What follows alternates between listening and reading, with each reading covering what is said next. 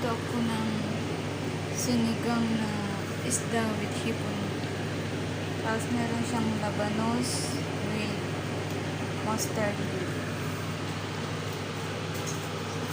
Ayan guys. So actually ready na. Ihukulog ko na po yung pang-asim niya. Alam nyo ba guys? Sobrang tagal-tagal ko na dito sa Singapore. Ayun lang ako magluluto ng sinigang na ganito. Ayan.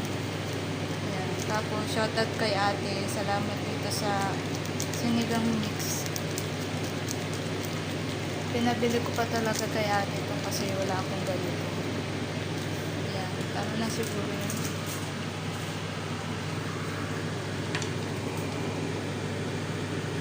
Gusto ko sa sinigang is yung maasim na maasim talaga. Alam nyo guys, yung isda, pinrito ko muna bago ko siya nilagay. Kasi ayaw ko yung fresh na isda na ilalagay dito. Parang malansa. Ito o.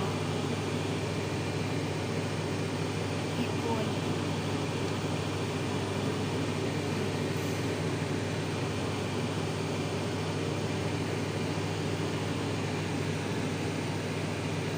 So, isang kasirolang malaki guys.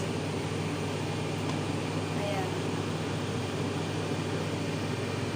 Ang nilagay ko dito na isda is dalawa lang. Dalawang malaki. Tapos shrimp na 10 pieces. Tapos mostly is yung mustard tsaka yung labanos. So, ayan guys. Tignan natin kung okay na siya.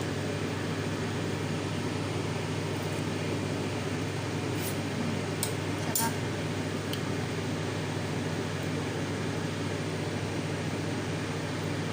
Lalaki ng hipon.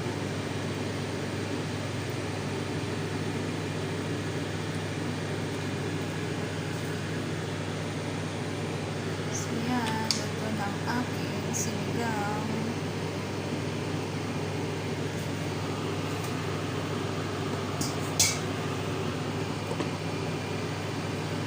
Takpan muna natin sa tapos pakuluan mo muna ng 30 seconds bago i-off yung fire.